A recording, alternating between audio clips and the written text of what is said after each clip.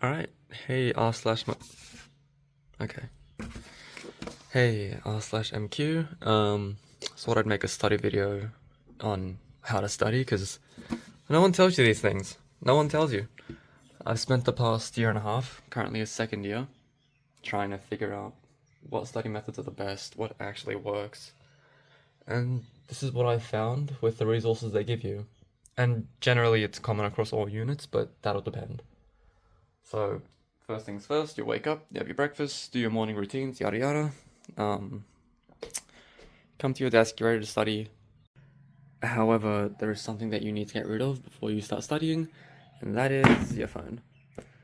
Trust me, you are not going to study well with this thing near you. The second you feel a hint of boredom, and you will, you're going to reach for it. You're going to want to scroll, you're going to want to watch videos, you're going to want to, etc., etc. I'm sure you've heard it all from everyone else. But please, if you can, out of reach, in a different room is better. But then that leaves the question, well, what if I need it? What if someone's giving me an emergency call? Valid. Again, that's only happened to me maybe, I don't know, 3 times in the past few years. But, I mean, mainly, I guess, if your parents are calling you for something, of course, you'd want to get up and help them immediately. So, in cases where you do need notifications, just what I've done is I've gotten one of these, I'm sure you know, smartwatches. I got it pretty cheap, refurbished for like $100. Again, I'm sure there's a much smarter way of doing it, but this is just what I found. Yeah, so with these things, you can still get your notifications, missed call from mother. So you can still check your notifications without having access to everything that you'd scroll through normally. So, yeah, these things seem nifty. You just connect it through Bluetooth to your phone. So just keep it close enough that it'll stay connected. Otherwise, I'm sure there's a smarter way to do it. There is also a, depends on your phone, but there's like a do not disturb mode where you can allow certain notifications to come through. Try that. However, you sit down, you're ready to study, and oh, what is this? Authenticate. Or just keep your phone on you until you've authenticated, please, for the love of God. Because when you have the self-discipline to put your phone away, you sit down, you're ready. Oh, I need to authenticate, despite having logged in, and click please remember me. 2000. Anyways, you get the point. So, yeah, phone on you until you need to authenticate, and then keep it as far away as possible. Get that phone away from you. And just a quick tip, I'd highly recommend making some bookmarks on your taskbar, whatever this thing's called. Because, yeah, it's extremely helpful, especially when you have so many links and so many resources to navigate through. So, yeah, especially just for your unit homepages, so at least you can see, click easily, get to wherever you need to go. And yeah, just stay organized. Makes things much easier. I've got one for Echo, got one for the StudyWise, Studiosity, etc., Google Scholar, Sona if you're a psychology student, and so and so. Okay, so you've logged in, you've authenticated, you're ready to go. So you go to your unit's iLearn page, the unit that you're studying for this study session. Again, I'm sorry for the trashy ass paint drawings, but copyright is scary, and I've probably leaked my identity already, so, you know. Anyways, you come on, the main thing you're going to care about are the announcements block, the unit assessment table, the weekly blocks, Echo 360, and Leganto. So Echo 360 is your lectures. Some units they'll have the lecture recorded under the weekly blocks, but I'm sure they'll tell you all of that in week 1 anyway. Leganto your readings, I haven't encountered a unit where they just don't give you the reading because you have to pay for it. It's usually offered in some way, shape, or form online. If not, then try to find the WhatsApp group or make a WhatsApp group for your unit, as people are always sharing the PDFs and free downloads of that textbook. So yeah, definitely check announcements, because multiple times when I'm going to a tutorial, nothing's happening, no one shows up. It's because they've apparently cancelled the whole tutorial in the announcements section. I've always been the only one to show up, so maybe I'm just stupid, But yeah, please check your announcements regularly, especially because you don't want to be wasting your time commuting to uni and to find out that your tutorials were cancelled for that day. Reminders for assessments and extra resources. You'll get given a lot of extra resources. Again, they're good, they're helpful, but I have never touched them because I'm too preoccupied with the essential and obligatory resources. I never get to use the extra resources. Again, that's probably my fault, but life happens. Sometimes you're not as productive as you'd hope, etc., etc. So yeah, extra resources are there if you have that time, if you have that drive to get that amazing GPA, I forgot what it's called.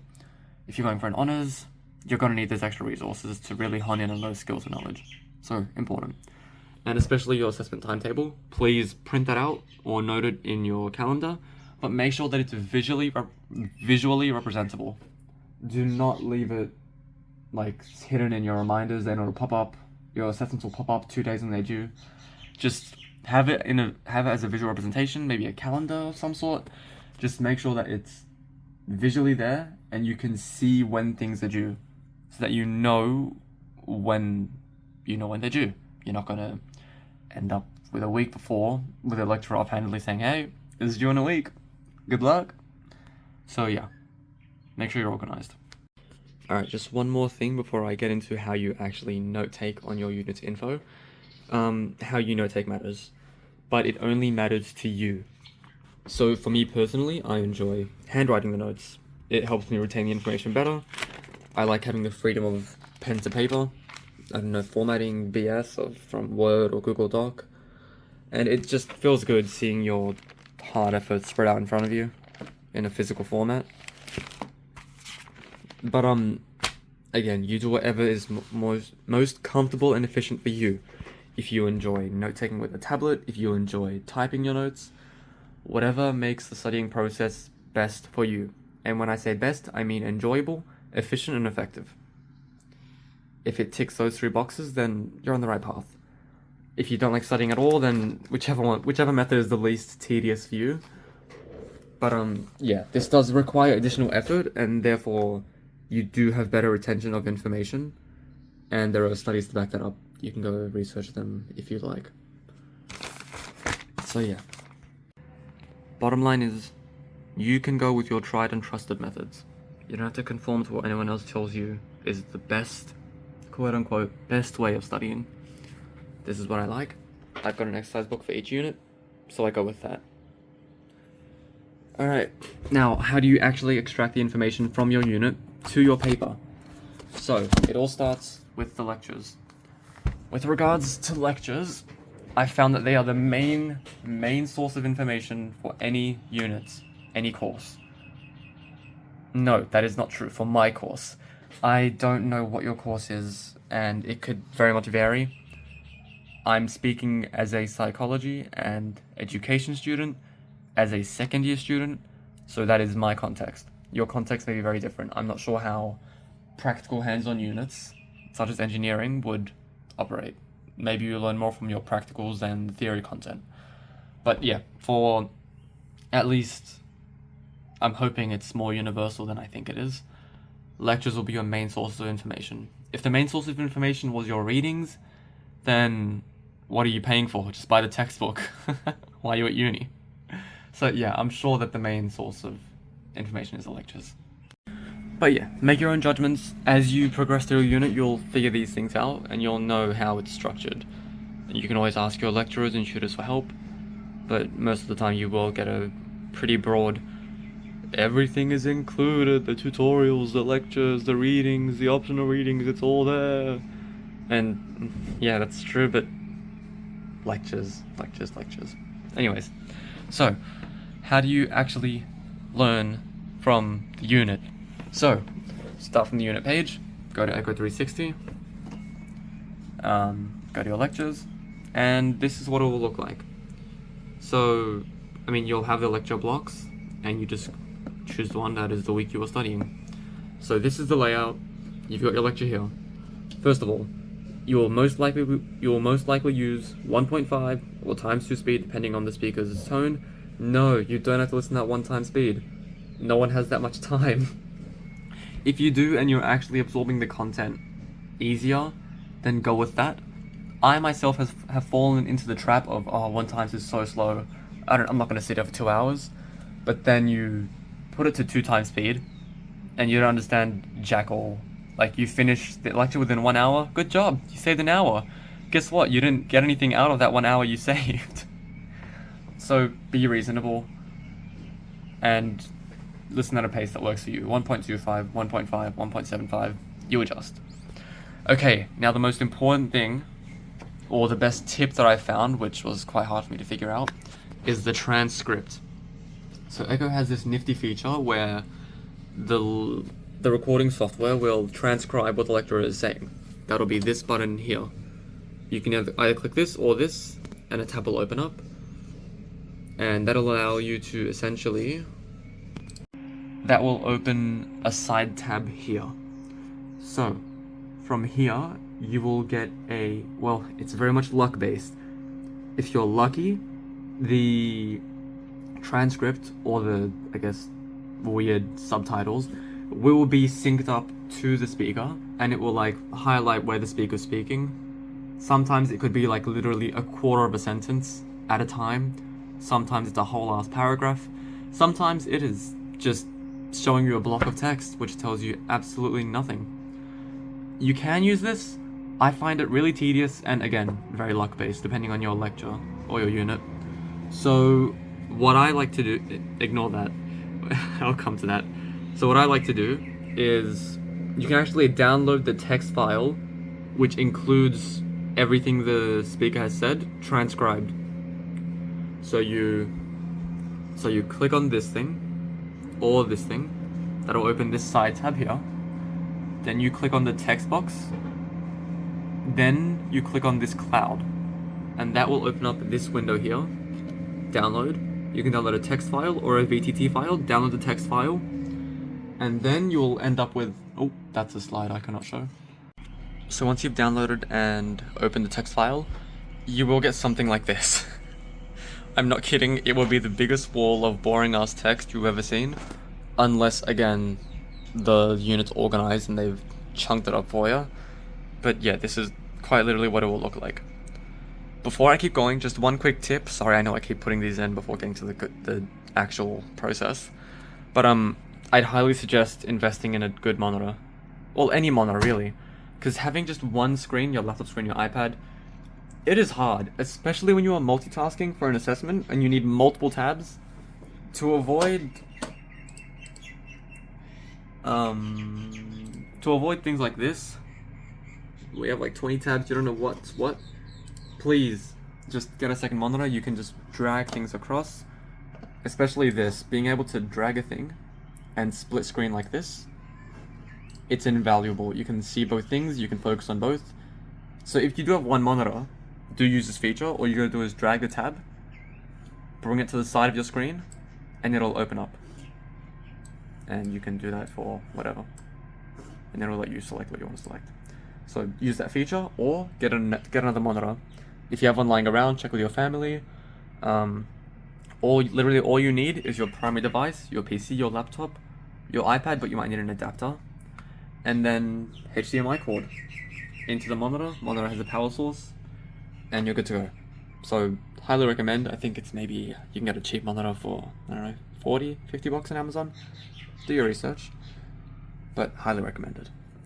Okay, so now that you've got your transcript, big block of text, how do you organize it? So my process is have the lecture here. As he's playing, so the slides will of course be in the lecture, be full screen, of course. And yeah, as he's speaking, as he or she is speaking, you read along here. And whenever they mention something, whenever they elaborate off of a dot point that isn't directly on the slide, that isn't directly stated there, mark it. So the way I like to mark this is, so blah blah blah blah blah, alternative definitions. They'll mention an alternative definition to a concept that is not on the slide, which you want to note down. Press enter, and tab. And that makes it much easier to see where a new point or a new point of interest that you want to note take from starts. and you keep through, blah, blah, blah, blah, interesting fact, oh, okay, enter, tab. And you'll start to get these little dot points where you know you have some short sentence, something where you can like draw an arrow to and note something down. I'll just show you, like, for example, like here. So referral skills, the slide said referrals should be done with great sensitivity. Then the lecturer himself mentioned a relationship usually develops between the helping professional and their clients. People may experience a referral to someone else as a rejection. He mentioned that. So I wrote it down. So yeah, they will, that's the whole point of a lecture. They elaborate, they tell you what's important, and they give you core information from their experiences and what they themselves have learned. So be sure to, and that's all in the transcript, because it's really hard hearing the person say it. Then you have to go back, re-listen to it, write it down. Oh, I forgot what he said mid-sentence. Okay, rewind, re-listen, etc., etc. So if you want a streamlined process, listen, follow along with the transcript, and obviously use the lecture slides as your main notes, but elaborate off of them through what they've said by marking the transcript. And please make sure that you're saving it as you go. So file, save it wherever. Hello? Hello? Okay, well. Or you can just press Control S to do a quick save. And that'll save it. So yeah, you keep going, and so it's tab, press tab, enter and tab for a new point. Or when it's a new slide, when it's a new slide, press enter twice.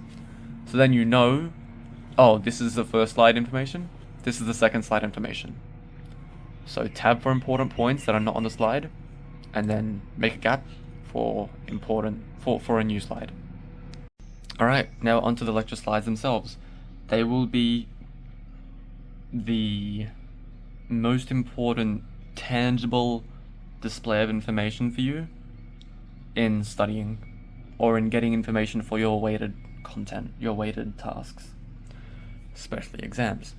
So, structured week by week, it'll be a topic assigned to a week, and something important to note. So, this is a PowerPoint file sometimes that you can download as a PDF file depending on the unit. Some units will have extra notes down here. Click to add notes. So if it is a PowerPoint file, make sure you go down and just check this bottom bar. There might be teaching notes here. I've only had one unit do that so far, but check it. Could be there. Alright. So, usually most lectures will start off with their objectives and outlines. In this case, we're learning about giraffes. Don't ask me why. I was tired when I made this.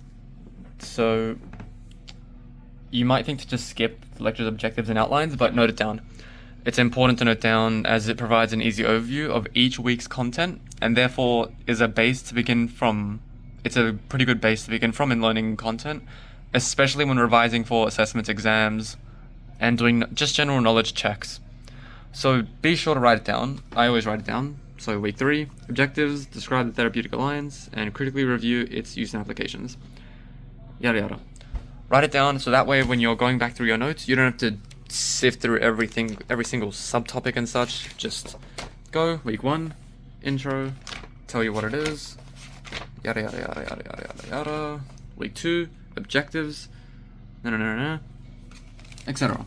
So you can try and elaborate off of these points. If you can complete the objectives, or if you can elaborate off of these points, then you've learned the content. So write it down, don't skip out on it, or just copy and paste it somewhere.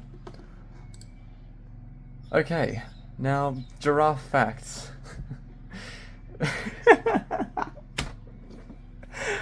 Okay, so there are different types of information that the lecturer will present to you. Some will be extremely obvious. For example, giraffes are animals, not plants. You're not going to write that down, are you? Because you know that, it's common knowledge. Sometimes they have to start off with contextual knowledge, like for example, the difference between physical and mental health. Sometimes they have to define it even though you yourself as a person who's lived, you know what the difference is. if they're giving you a specific scientific definition, that's good, but they can be too specific. For example, the scientific name for giraffes are Giraffa camelopardalis. Why is that a Mexican accent? And that's just too specific to be relevant. So again, I'm sorry to say this, but studying is very hard to be sorted into a specific process, because I'm sure you've heard me say the word depends about 30 times in these videos, but yeah, you kind of have to figure it out yourself. You're going to have to get a feel for what you think is relevant, what you think isn't relevant, and that'll come with learning a unit content and then seeing what they ask in the exam, in the accessible content. You won't know until they ask you what you need to know. And then, of course, there is contextual information. So giraffes were first discovered by Julius Caesar in 46 BC. Don't fact check that. So that's contextual information that can be omitted depending on your... The hell is... If our identity is vital in relation to a theory. So, yeah, depending on whether or not it's actually important. So, for example, a lot of psychological theories are named after the scientist who discovered them. So, and sometimes it's important to associate a theory with that scientist because he might have been a certain driver of a period of time which defined a whole plethora of new information. So, for example, Carl Rogers was a prominent psychologist who pushed for humanistic psychology. He was one of the pioneers of it, in fact. So, just knowing that he was a part of that push, knowing that his theories were most likely related to this idea, really helps to just consolidate the information, especially if exams sort of give you... Sometimes you'll get hints through these little pockets of information where you'll read his name, think, oh, this theory, oh, humanistic psychology, and it might help you just get that one extra mark. So, again, discern it for yourself. You will get the flow of your units as you progress throughout it. And, of course, feel free to ask your psychologists, your lecturers or your tutors, because they know best, and they've seen the examinable content. I made that up. I don't know if that's true or not, but they'll know. They'll know. Alright, so... Giraffes are 30 times more likely to be hit by lightning. This is a very important fact, because you probably did not know that. I've illustrated... Yeah, not much more to be said there. Yeah, write that down.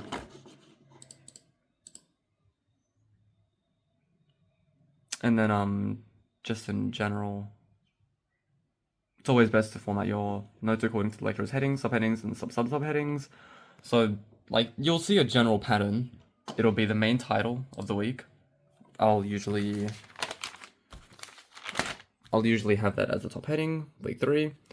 Then objectives. Anything else after that is a main heading.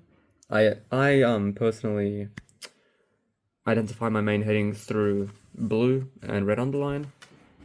Then, as we get into the bigger topics, I don't know, maybe giraffe history is a very long topic that includes many subheadings and just keeps going. Make that big, make it look important, and then as I'm going, as there's subheadings, so from giraffe history, we go to giraffe of a diagram of a giraffe. There we go. Diagram of a giraffe. I don't know how this two are related, but yeah, you should just indicate how you know what's a main heading, what's a subheading, and what's a subheading. And if you're lucky enough, you might even get a subheading, which again, you format the way you'd like, but you're gonna have topics under topics under topics, and it just really helps find things. Oh, I need to find the encourages in counseling psychology. Visual eye contact, vocal qualities, verbal tracking, body language, encourages. There it is. So definitely make use of subheadings. And the way they've structured their slides is usually a good start. Okay, so with regards to diagrams, you can print it, you can draw it, you can save it, or you can ignore it. So it really depends on how important you perceive the diagram to be. If you think the diagram is genuinely a very helpful source of information and it just helps you visualize what the lecturer is speaking about, then yeah, print, draw, save. So I have this one unit where I had to learn a lot about the way an eyeball works, and for some reason physics in my psychology degree. That was fun. But yeah, so some units are very much focused on models and scientific images. So some are easier to draw, like the light wavelength, how do you perceive light. I was really bothered when I drew this, so yep, that's drawing it. But as you go further, you're going to see you're going to have a lot of things pop up. I'm lucky enough to have a printer, so I can just skimp out and print out the diagrams. If they're simple, draw them. If they get a bit more complex, then you may feel inclined to print them to save time. The way I do this is I usually just end up...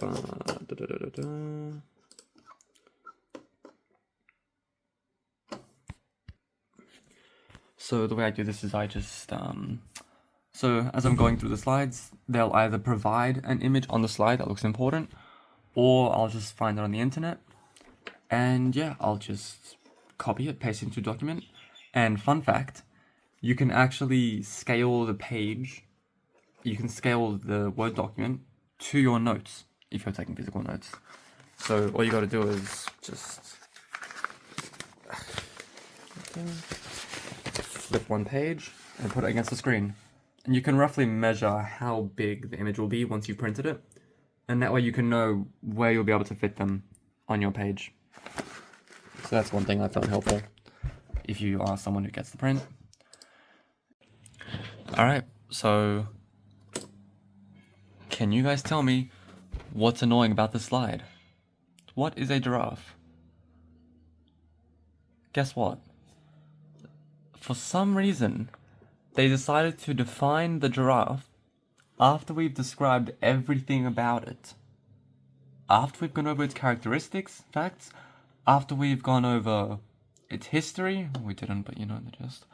After we got a diagram of it, we're finally actually defining what a giraffe is. So that's why it's always best to scout slides in advance to make sure that you're formatting your notes correctly, because often the slides will say, no, you know what? You get your bloody definition later. We'll define it after I've told you everything about it, before even knowing what the actual thing is. So yeah, definitely be aware of that, and scout ahead.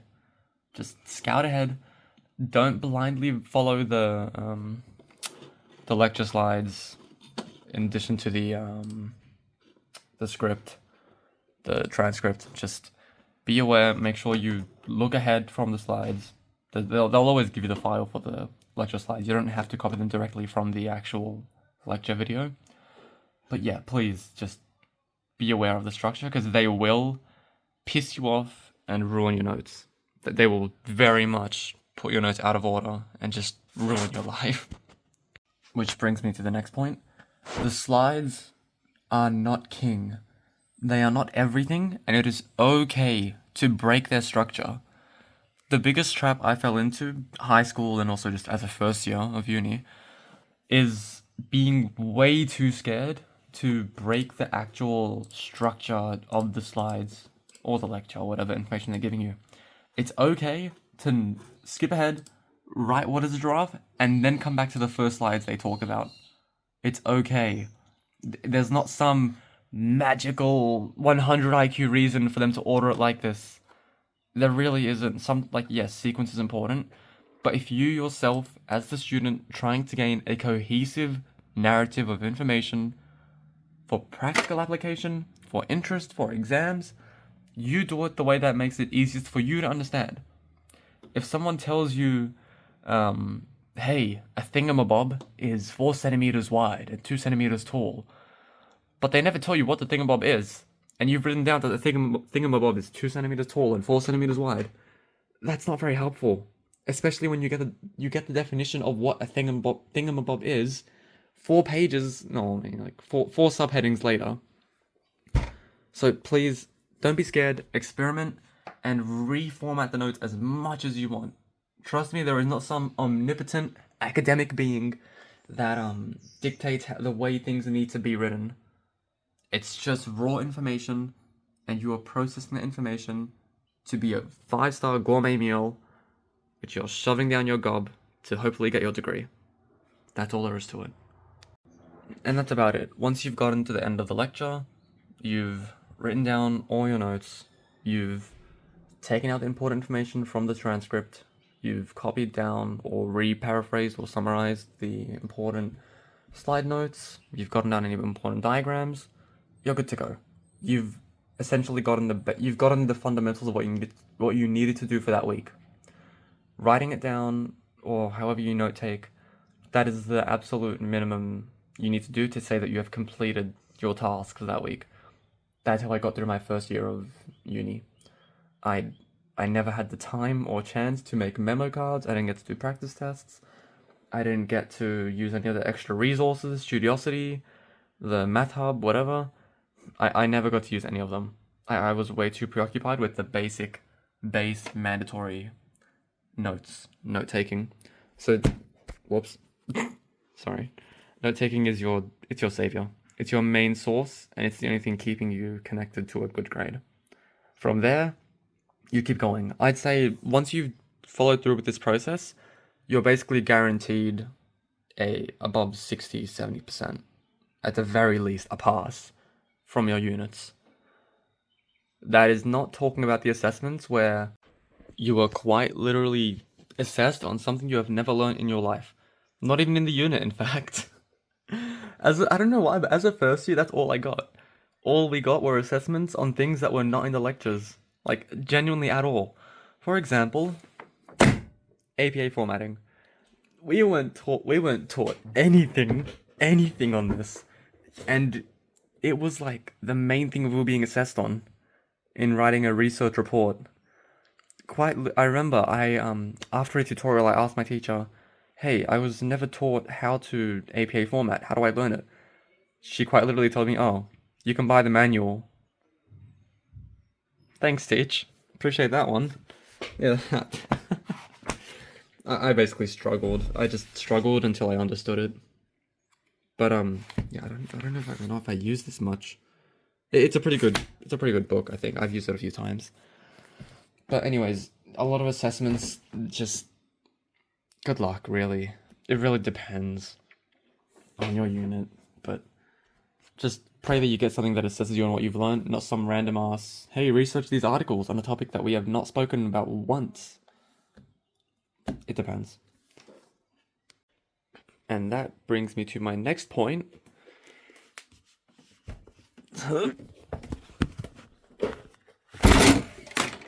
Readings.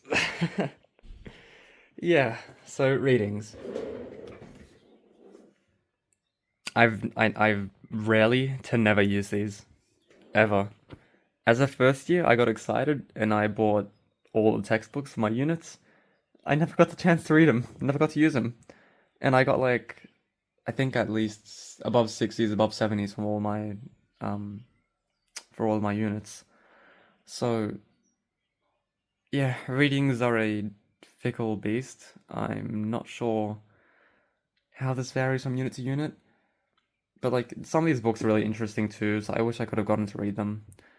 But it was genuinely just all lecture content. I don't know. Lecturers say otherwise. Maybe there are some tidbits from the textbook. They definitely do help consolidate information. I can say that much. They do contribute. They are not entirely useless. So definitely, if you get time, read your required readings. I'd say that's the next best thing after you finish your notes. But yeah, maybe don't buy the physical book. Don't be an excited little first year. You can if you want. I've never bought another textbook as a second year after that first year. These honestly seem like the kind of things I would read once I'm an old man sitting in a chair and just bored out of my mind. Like, oh yeah, those uni textbooks. I can read those. Probably up to the 20th edition by now, but could be useful. So yeah, readings, make your own judgments. But again, it's all just lecture content.